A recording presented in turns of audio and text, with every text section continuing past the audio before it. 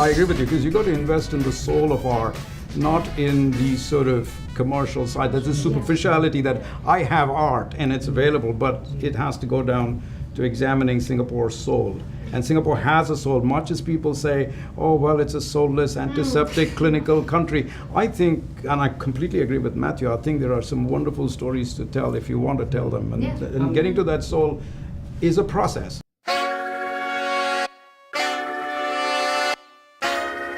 In terms of writing, I find that probably because of economics as well, a lot of pieces don't get the chance to be fully developed and properly developed before they actually put out into the world.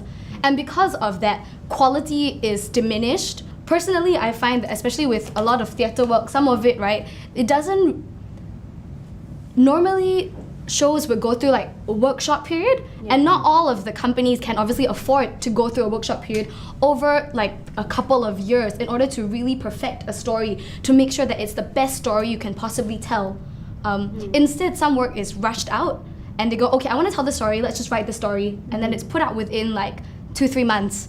And obviously with that, you're not going to get the good quality you want in terms of writing.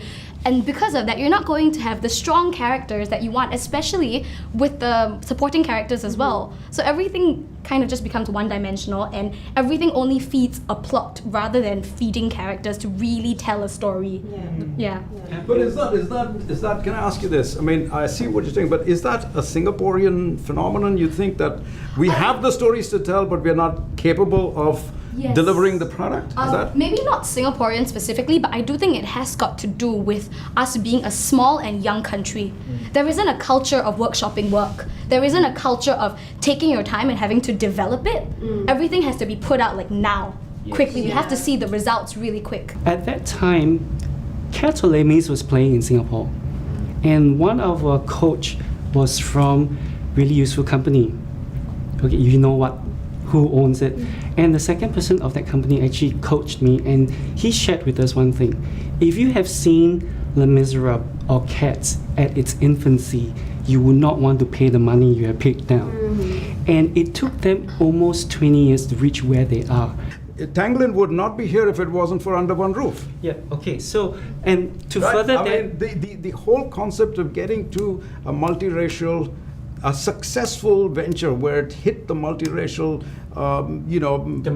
demographics of this country, which played out brilliantly because it appealed to the people, was Under One Roof. That will always be the iconic television series that broke the model and made Singapore, leading up to Tanglin. Tanglin's not a journey that started on its own. It started, I believe, with Under One Roof, with Pao Chu Kang and all those guys coming in and chipping in, from which the learnings became Tanglin. It's standing on the shoulders of giants. Tanglin is not isolated. It comes. It's from the legacy of shows that we've had before, and Under One Roof, which is the one that I grew up with and growing up. And I feel that maybe it's hope that because Tanglin is doing so well, the powers that be are going to be like, okay, they're doing well. What is it they're doing different that sets them apart? Tanglin is an anomaly. That's exactly it. It is an anomaly, but hopefully they use that as a model to model the rest of the shows. But what makes like Bu Jun Feng's Apprentice and the Yellow Bird travel is their focus and investment on quality.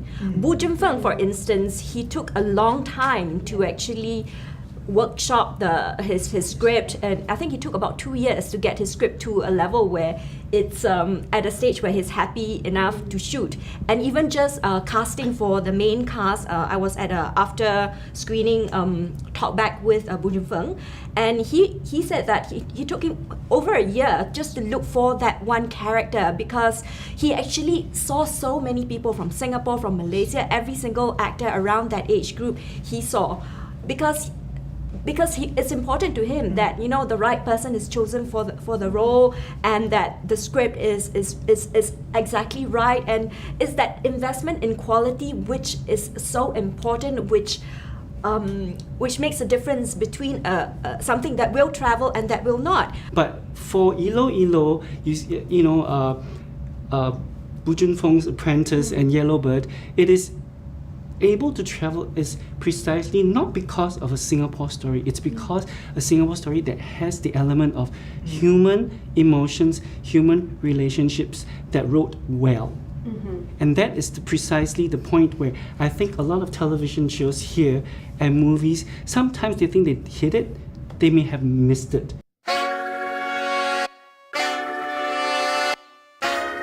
I just, maybe because I'm feeling like, my time on earth may not be very much longer. I can't. I just, God damn! I don't know. It's like maybe it's getting older. I just feel like I want to. I like the fact that you told Subin. Maybe it's me getting old.